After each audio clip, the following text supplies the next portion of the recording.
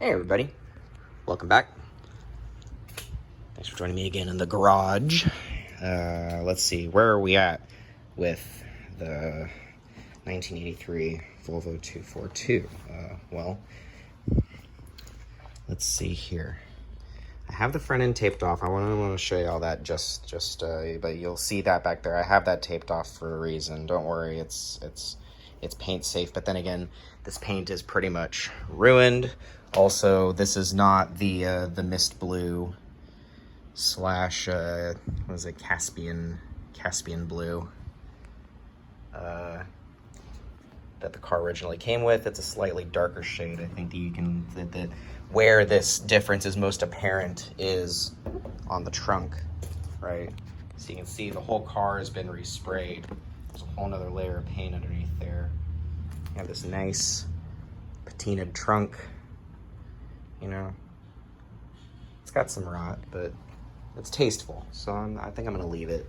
You know, gonna have to tackle up here next. Gonna have to get this window out, which I will be doing the glass work by myself.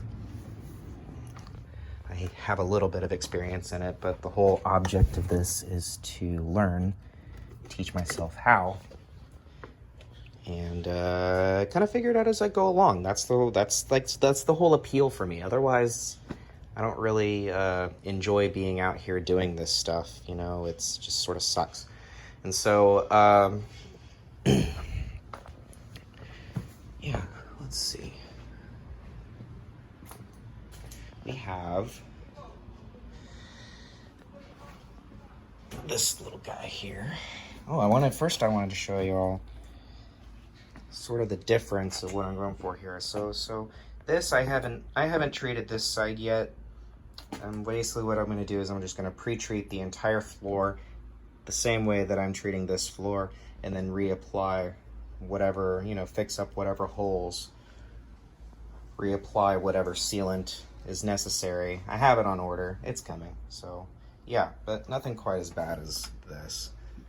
But let's go to the other side of the car and take a look at how our panel turned out. So you guys saw how this panel looked previously in the past two videos. I've been kind of working on it, kind of taking my time, going inch by inch right here. I am by no means a professional body guy, but take a look. I'm going to turn on the light so that you can get kind of a better look right here. There we go. Lights are on.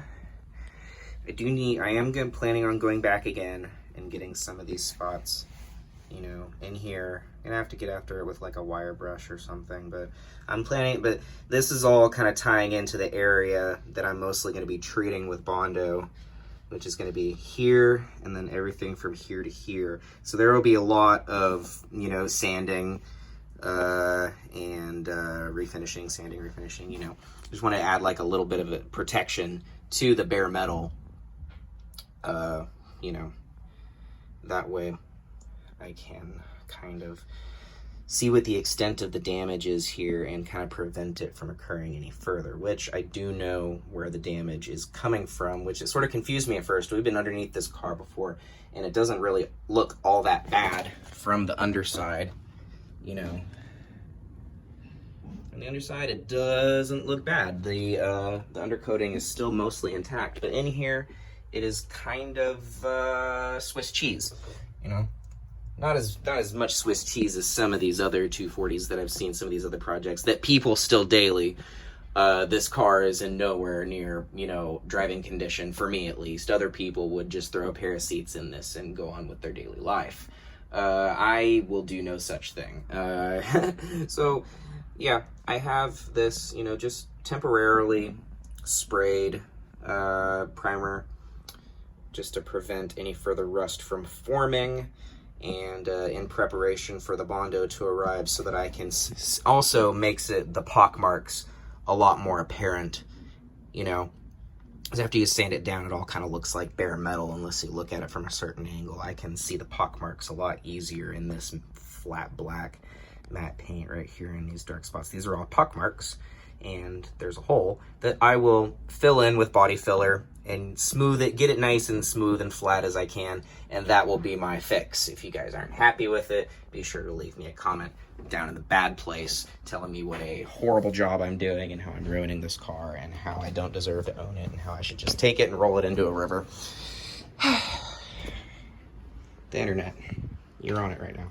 So then what I have here is a good friend of mine was able to source me a contact ring for the steering wheel so we can install the steering wheel finally. But we won't be installing the steering wheel just yet because we have to remove the dashboard and all this center paneling right here, at least so that I can gain access to behind there, which I will tell you why now. But we can go ahead and just sort of like, you know, that just kind of like goes back on there like that. Ever so nicely, you know. That can just go like right back in there. There we go. So that is how that's supposed to go. And then I think that this, one of these, yeah, there we go. This is a superfluous ground wire, which I need to remove. But there is a wire, there it is. It goes here, go, and it goes to the back of there. This plugs in there. That is plugged in. There we go. That is the ground ring for the horn installed and plugged in. So whenever we do go to install our steering wheel, the horn will hopefully function. Maybe I might kind of like mock it up here in a second just to kind of like show you guys what it'll kind of be like and maybe see if I can beep the horn a few times for you guys. Yeah. All right, it's not bolted in. See, there's the bolt. Boop, boop. And it's not attached yet because I need to remove the steering wheel to take out the dashboard. But since I'm about to pull out the battery for something different, this is kind of my last chance to do this, and so here we go.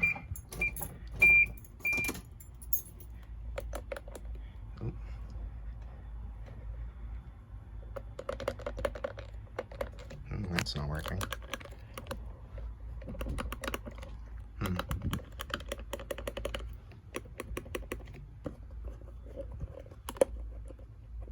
So, maybe we're having connectivity issues.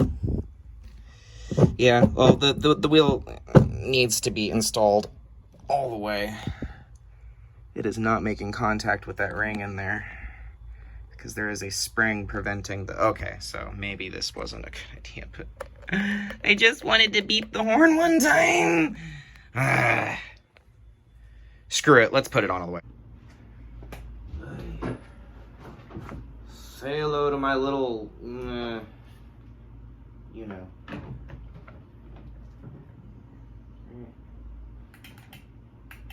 Uh-oh. That's not good. Okay.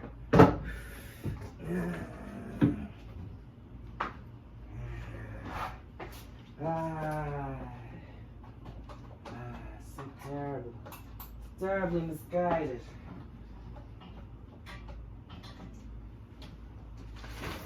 Oh yeah. There we go. Say hello to my little friend.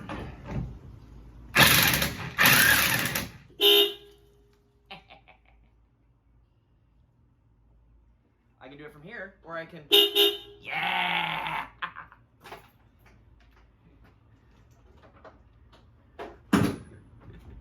The key was still in the ignition when I was screwing that in.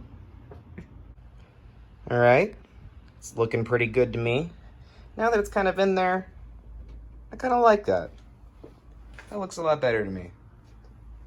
But yeah, also, if you notice... Oh, one more time. Yes. I have fixed it. It works now. And the horn beeps when you honk the horn, as long as the key is in the ignition. Okay, so now on to the bad news before I dive back into more floor repairs. I'm sure that you guys are really ready for more of that. But on to the reason why the front end is kind of taped up, and you can kind of see here what I've done. I've removed the trim from around the windshield here, painstakingly.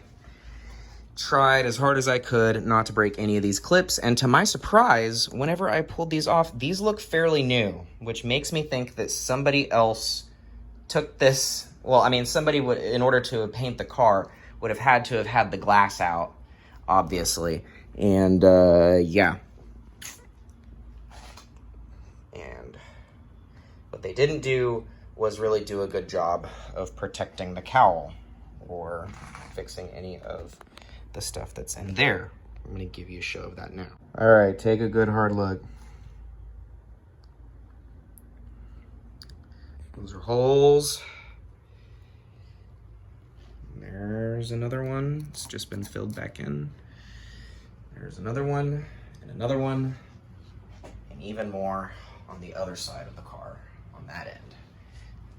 So, what's gonna have to happen is the dash is gonna have to go, and the windshield is gonna have to come out in order for me, I feel like, to properly do this front cowl right here. Because I think what I'm probably going to wind up doing is just painting this whole entire cowl a completely different color. First off, I don't like the way that it's painted in the first place. Looks like the previous person did a pretty shabby job. I really don't like the paint job that's on this thing. If I had it my way, I would be stripping this thing down completely and just taking it to a shop and having it done professionally. But right now, that is not an option. And you know what? Who really freaking cares? You know, who really actually cares? Okay, it's a Frankenstein. You know, it's a bunch of different parts from other cars.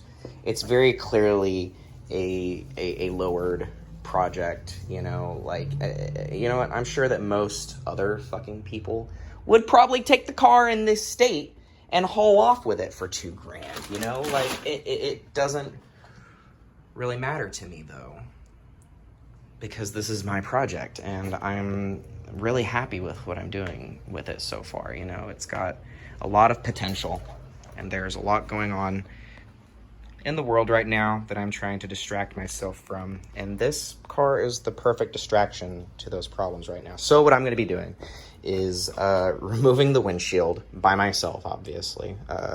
It's just got some urethane in there, you know. This stuff is a pain in the ass, and windshields are not easy to remove.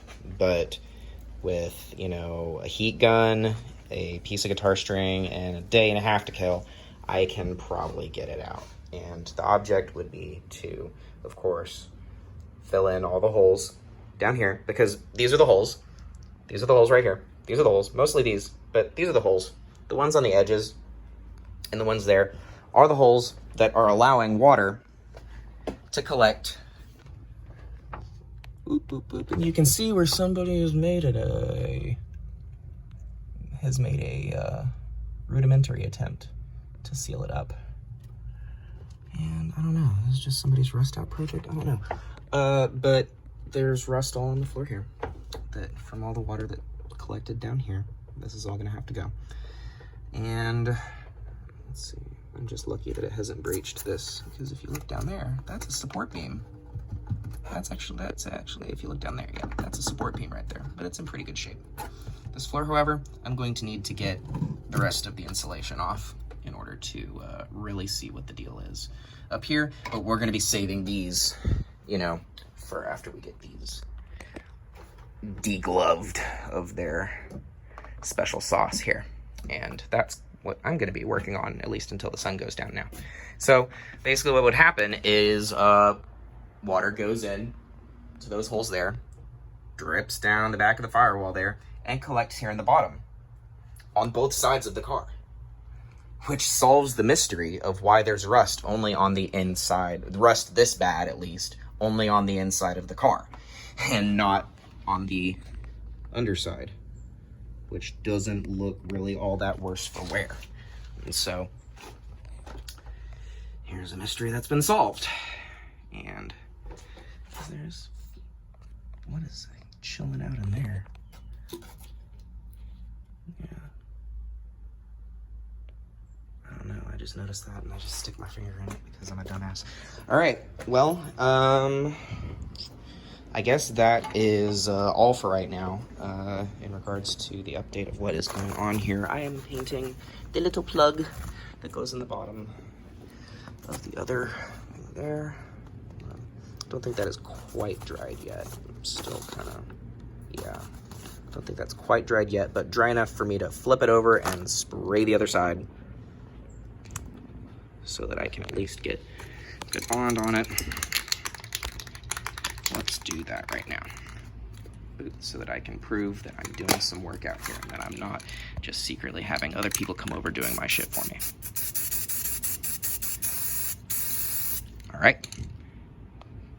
It is black. It will be drying. And then, whenever the body sealant arrives, which it will, I will go ahead and plug up that hole again. And yeah. And that's basically where I'm at right now. If you guys have any comments, questions, be sure to let me know. If you'd like to hit me up with anything else about this project, any advice, keep it to yourself. Thanks. Virginia.